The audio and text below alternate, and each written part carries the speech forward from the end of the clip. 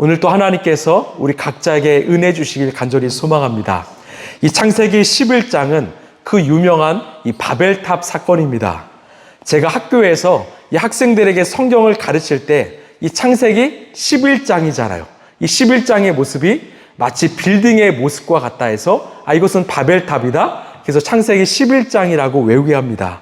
이 창세기 11장은 이 바벨탑 사건이죠. 우리 함께 1절 말씀 읽겠습니다. 시작. 처음에 세상에는 언어가 하나뿐이어서 모두가 같은 말을 썼다. 아멘. 당시 세상의 언어는 하나밖에 없었습니다. 왜냐하면 노아로부터 다시 시작된 하나의 민족, 하나의 언어로 이어졌기 때문이죠. 모두가 같은 언어를 통해서 소통하고 있었습니다. 자, 2절을 보시면 사람들이 동쪽에서 이동하여 오다가 시날 땅 한 들판에 이르러서 거기에 자리를 잡았다. 아멘. 지금 사람들이 정착해서 바벨탑을 쌓은 곳을 시날에 있는 한 들판이라고 합니다. 근데 2절을 보시면 이 사람들이 동쪽에서 이동하여 오다가라고 말하지요. 여러분, 동쪽에 어떤 도시가 있길래 사람들이 동쪽에서 이동했을까요? 우리 창세기 2장 8절 말씀 읽겠습니다. 시작. 주 하나님이 동쪽에 있는 에단의 동산을 일구시고 지으신 사람을 거기에 두셨다. 아멘. 이 동쪽에 무엇이 있었느냐? 바로 에덴 동산이 있었습니다. 그 동쪽에서 점점 사람들이 이동했다라는 거죠. 지금 성경은요, 사람들이 에덴 동산에서 계속 멀어지고 있음을 표현하고 있습니다. 이런 어떤 의미일까요? 에덴 동산은 우리가 다시 돌아가야 될 이 믿음의 고향이지요. 이 에덴 동산에서 멀어졌다라는 것은 결국 하나님에게서 멀어졌다라는 것을 의미합니다. 여러분, 이것은 우리도 마찬가지입니다. 우리의 일상이 하나님과 멀어지면 멀어질수록 우리는 죄를 지을 수밖에 없지요. 죄는요, 하나님과 멀어지는 것이고 회복은 하나님과 가까워지는 것이에요. 이것을 깨달아서 우리가 날마다 하나님과 더 가까워지는 우리 모두가 되길 간절히 소망합니다. 결국 이들은 지리적으로 에덴에서 멀어졌지만 영적으로는 하나님에게서 멀어졌다는 것을 의미합니다. 자, 우리 3절 말씀입니다. 시작. 그들은 서로 말하였다. 자, 벽돌을 빚어서 단단히 구워내자. 사람들은 돌 대신에 벽돌을 쓰고 흙 대신에 역청을 썼다. 아멘. 자, 인간의 기술이 점점 발전되었습니다. 지금까지는 그 돌을 가지고 쌓아서 이 건물을 지었지만 이제는 벽돌을 만들 수 있는 수준이 되었어요. 벽돌을 쌓고 그 사이마다 역청을 발랐습니다. 역청이 뭐냐면 지금 중동 지방에서 흔히 볼 수 있는 이 석유 찌꺼기, 이 아스팔트를 상징하죠. 이것을 접착제로 삼아서 발랐던 것이죠. 이런 기술로 인해서 사람들은요, 더 높이 건물을 쌓을 수 있게 되었습니다. 이 쌓다 보니까 욕심이 든 거예요. 하나님의 능력이 아니라 우리의 힘으로 얼마나 많은 탑을 높이 쌓을 수 있을까? 우리가 높이 쌓다 보면 우리도 하나님처럼 높아지지 않을까? 이런 교만이 찾아온 것입니다. 자, 우리 4절 말씀 함께 읽겠습니다. 시작. 그들은 또 말하였다. 자, 도시를 세우고 그 안에 탑을 쌓고서 탑 꼭대기가 하늘에 닿게 하여 우리의 이름을 날리고 온 땅 위에 흩어지지 않게 하자. 아멘. 이들의 목표가요, 이 탑을 탑 꼭대기가 하늘에 닿게 하는 것입니다. 그 이해가 뭘까요? 이 두 가지입니다. 첫 번째는 4절에 말하죠. 우리의 이름을 날리자라는 거예요. 이 우리의 이름을 날리자, 이 문장을 원어 성경의 의미로 살펴보면 우리의 이름을 새기자라고 말합니다. 즉, 탑을 쌓을 때마다 이 벽돌에 자기의 이름을 싸서 그 벽돌로 탑을 높게 쌓자라는 거죠. 그래서 우리의 이름을 날려보자라는 것입니다.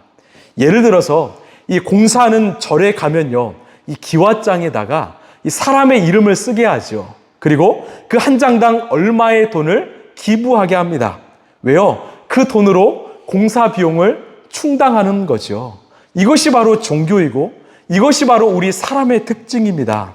그래서 옛말에 호랑이는 죽어서 무엇을 남기고? 가죽을 남기고 사람은 이름을 남긴다고 하지 않습니까? 여러분, 사람은요, 자기 이름을 남기는 것을 굉장히 좋아합니다.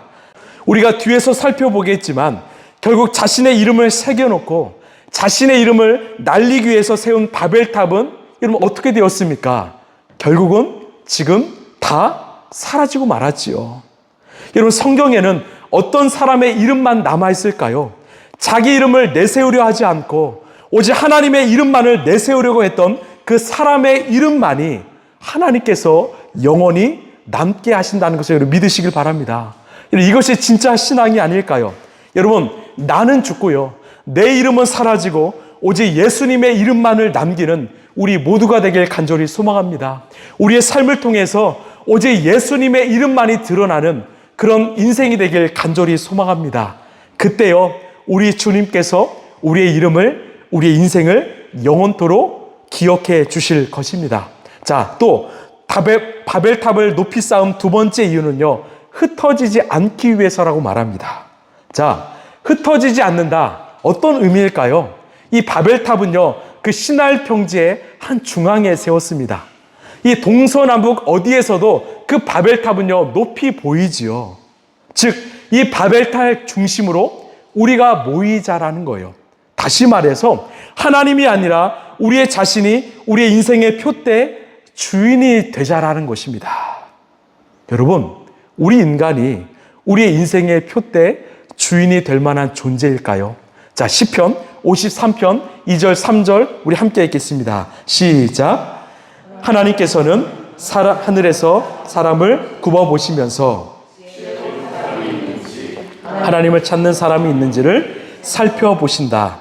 너희 모두는 다른 길로 빗나가서 하나같이 썩었으니 착한 일 하는 사람이 하나도 없구나. 아멘. 우리 하나님이 우리를 보시면서 뭐라고 말씀하십니까? 모두가 다 하나같이 썩었다라고 말씀하세요. 착한 사람이 하나도 없다라고 말씀하십니다. 다시 말해서 절대로 인간은 자기 인생의 표대 주인이 될 수 없다라는 것입니다. 여러분, 역사 속에서 인간이 지은 죄가 얼마나 큽니까? 로마 제국은요, 이 콜로세움 경기장 안에서 무려 50만 명을 살육했습니다. 독일의 나치는요, 유대인의 600만 명을 죽이고 말았지요.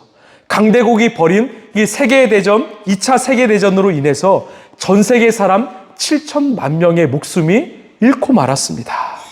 이처럼 죄인된 인간들이 모이면요, 절대로 선한 것이 나오지 않습니다. 사람이 얼마나 교만한가, 자기가 벽돌을 좀 만들 줄 안다고, 역청을 좀 바를 줄 안다고 자기의 이름을 알리고 자기 인생의 표대 주인이 되려 했던 것입니다. 이 교만함이 바로 죄의 시작이 아닐까요? 여러분, 왜 아담과 하와가 죄를 지었습니까? 그들이 선악과를 먹은 이유는요, 그냥 선악과가 보기 좋아서 이 탐스러워서가 아니라 자신들이 하나님이 되고 싶었기 때문이죠. 다시 말해서 자기가 자기 인생이 주인이 되고 싶어서 그는 하나님의 말씀을 어겼던 것입니다. 하나님께서는 이 바벨탑의 결말이 파멸임을 아셨습니다. 그래서 가만히 두지 않으시고 멈추게 하셨습니다. 왜? 그것이 바로 우리 인간을 향한 사랑이기 때문입니다. 여러분, 때로는요, 하나님께서 우리의 일을 멈추게 하실 때가 있습니다. 우리 인간은요, 교만해서 이 절제 브레이크가 없지요. 잘 되면 잘 될수록 오히려 하나님을 찾지 않고 자기가 주인 되려고 하지요. 결국 그 길은 멸망의 길임을 아시고 하나님께서 우리를 사랑하셔서 멈추게 하셨다라는 것을 여러분 꼭 기억하시길 바랍니다. 자, 우리 5절 말씀입니다. 시작. 주님께서 사람들이 짓고 있는 도시와 탑을 보려고 내려오셨다. 아멘. 자, 성경은 하나님께서 직접 하늘에서 내려오셨다라고 말해요. 직접 내려오신 이유는 하늘에서도 충분히 보실 수 있지만 하나님이 이처럼 우리의 삶에 관심이 많으시다라는 것입니다. 이것을 표현한 것입니다. 우리 6절입니다. 시작. 주님께서 말씀하셨다. 보아라, 만일 사람들이 같은 말을 쓰는 한 백성으로서 이렇게 이런 일을 하기 시작하였으니 이제 그들은 하고자 하는 것은 무엇이든지 하지 못할 일이 없을 것이다. 아멘. 여러분, 당시만 해도요, 언어는 하나였죠. 그래서 소통이 참 잘 되었습니다. 그러니 한 마음으로 얼마나 열심히 바벨탑을 높이 쌓으려 했을까요? 그래서 성경은 하나님께서는 그들이 하지 못할 일이 없을 것이다 라고 말합니다. 이는 그들이 죄를 짓기 위해서 무엇이든지 할 수 있다라고 말씀하시는 거죠. 이제 하나님이 개입하실 타이밍입니다. 우리 7절입니다. 시작. 자, 우리가 내려가서 그들이 거기서 하는 말을 뒤섞어서 그들이 서로 알아듣지 못하게 하자. 아멘. 자, 우리가 내려가서, 여기서 우리는 누구를 상징합니까? 바로 성부, 성자, 성령, 삼위일체 하나님을 상징하죠. 이 창세기 2장을 볼 때 하나님께서 인간을 창조하실 때도 우리의 형상으로 사람을 만들자 하셨죠. 여기서 우리는 바로 하나님을 상징합니다. 이 하나님께서 하나의 언어를 여러 언어로 나누셨다라고 말합니다. 즉, 사람들 입에서 이제는 하나의 말이 아니라 여러 나라의 언어가 흘러나오게 됐다라는 거죠. 자, 우리 8절입니다. 시작. 주님께서 거기에서 그들을 온 땅으로 흩으셨다. 그래서 그들은 도시 세우는 일을 그만두었다. 아멘. 이제 여러 나라의 언어를 사용하게 됐던 그들은요, 온 땅으로 흩어져 버렸습니다. 이것은 하나님이 흩으신 거죠. 왜? 이제 더 이상 너희들이 바벨탑을 쌓지 않게 하시기 위한 하나님의 일하심이었습니다. 언어가 달라지면서 소통할 수 없게 되자 그들의 교만은, 그들의 욕망은 멈추게 된 것입니다. 자, 우리 마지막 9절입니다. 시작. 주님께서 거기에서 온 세상의 말을 뒤섞으셨다고 하여 사람들은 그곳의 이름을 바벨이라고 한다. 주님께서 거기에서 사람들을 온 땅에 흩으셨다. 아멘. 자, 이게 죄인된 인간의 모습이고 결말입니다. 우리 인간이 자기 스스로가 자기 인생의 표대가 되겠다고 할 때, 자기가 자기 인생의 주인이 되겠다고 할 때, 인간은요, 초기에는 참 궁합이 잘 맞습니다. 왜요? 욕망으로 하나 되기 때문이죠. 그러나 시간이 지나면 그 욕망 때문에 서로 싸웁니다. 그 욕망 때문에 서로 다투고 그 욕망 때문에 뿔뿔이 흩어집니다. 이것이 바로 지금까지 반복되어 온 인간의 역사입니다. 여러분, 이것은 우리도 마찬가지예요. 세상 사람들은요, 자기의 이름을 알리고 높은 탑을 쌓으려는 사람들 주변으로 점점 모입니다. 왜? 그 사람을 보며 힘이 있잖아요. 그 사람을 가까이 하면 내가 성공할까 봐. 그러나 결국 그 욕심 때문에, 그 욕망 때문에 서로 깨지고 싸우고 흩어지고 맙니다. 여러분, 이것은 교회도 마찬가지입니다. 내가 교회 안에서 주인 노릇할 때 내 생각을 관철시키려는 순간 우리는 싸우게 됩니다. 내 이름을 내려는 순간 우리는 깨어집니다. 결국 우리가 드러내고 우리가 자랑해야 될 이름은 오직 예수 그리스도밖에 없음을 여러분 기억하시길 바랍니다. 오늘 하나님께서 이 말씀을 통해서 우리에게 두 가지를 깨닫길 바라시는데요. 우리가 자랑해야 될 것은 무엇일까요? 자, 첫 번째, 나의 잘남이 아니라 나의 약함을 자랑해야 합니다. 여러분, 나의 잘남이 아니라 나의 약함을 자랑하시길 바랍니다. 우리 디모데전서 1장 15절입니다. 시작. 그리스도 예수께서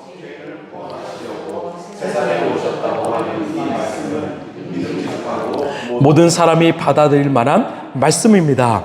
나는 죄인의 우두머리입니다. 아멘.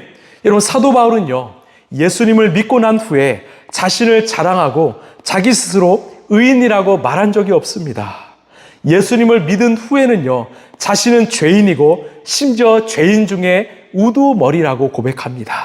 그래서 날마다 하나님의 은혜를 갈망하는 삶을 살게 된 것입니다. 우리 고린도서 11장 30절을 보시면 꼭 자랑을 해야 한다고 하면 나는 내 약점들을 자랑하겠습니다. 바울은요, 내가 자랑할 것이 있다면 바로 내 약점을 자랑한다고 고백합니다. 여러분, 우리도 마찬가지입니다. 우리가 자랑해야 될 것은 바로 우리의 약함이죠. 왜요? 이런 약한 나를 사용하시는 주님을 우리가 높여드릴 수 있기 때문입니다. 그때 비로소 우리는 교만에서 벗어나서 내가 지금까지 쌓아왔던 바벨탑을 무너뜨리고 우리 하나님을, 우리 예수 그리스도를 더 의지할 수 있는 것입니다. 여러분, 자랑할 것이 있다면 나의 약함을 자랑하시길 바랍니다. 자, 두 번째, 우리는 매일 성령님의 인도하심 속에 살아야 합니다. 우리가 의지할 분은 성령님밖에 없다라는 것입니다. 여러분, 창세기 11장에서 이 분열되었던 인간의 언어가 언제 하나가 될까요? 바로 사도행전 2장을 보면 이 오순절날 성령의 역사가 일어났을 때 이 모인 사람들이요 모두 히브리 말로 대화했습니다. 그런데 그 자리에는 16개국에서 온 외국 사람들이 왔었는데 전부 자기 나라의 언어로 이 알아듣기 시작했습니다. 여러분, 베드로가 언제 외국어를 배웠을까요? 이들은 평소처럼 히브리 말로 대화했는데 이 성령님이 임재하시자 성령께서 서로 알아들을 수 있도록 이 들리게 하셨다라는 것입니다. 그렇습니다. 우리가 성령 안에 있을 때, 우리가 성령으로 충만하면 우리는 분열되지 않고 하나가 될 수 있다라는 것입니다. 그래서 이 에베소서 말씀을 기억하십시오. 우리 4장 3절입니다. 시작. 성령이 여러분을 평화의 띠로 묶어서 하나가 되게 해주신 것을 힘써 지키십시오. 아멘. 여러분, 다른 것이 아니라 여러분 성령을 사모하시길 소망합니다. 성령께서 우리를 하나 되게 하시고 우리를 하나님의 사람으로, 하나님의 공동체로 아름답게 빚어가게 하실 것입니다. 우리가 성령 안에 있을 때, 성령으로 충만할 때 절대 우리는 우리 인생의 주인 노릇하지 않고 오직 하나님만을 의지하는, 하나님만을 인생의 표대로 삼는 사람이 될 수 있다는 것을 여러분 기억하시길 바랍니다. 여러분, 우리가 성령의 사람이 될 때 우리는 오직 주님만을 자랑하고 주님의 영광을 위해서 살아가는 주님의 사람이 될 것입니다. 자기가 주인 되는 교만에 빠지지 않게 될 것입니다. 여러분, 진짜 크리스찬, 진짜 믿음의 사람이 될 것입니다. 말씀을 마무리하겠습니다. 여러분, 하나님은요, 그런 하나님만을 의지하고 하나님의 이름을 높이는 그 사람을 통해서 이 시대를 변화시켜 나가게 될 것입니다. 그 사람을 통해서 하나님은 이 세상을 바꿔 가실 것입니다. 사랑하는 성도 여러분, 우리가 바벨의 사람이 아니라 우리가 교만함 속에서 우리의 이름을 알리고 정말 우리가 인생의 주인 되는 노릇을 하는 사람이 아니라 성령의 사람이 되어서 정말 이 시대를 바꿔나가는, 이 시대를 하나 되게 하는 예수님의 사람이 되길 간절히 소망합니다.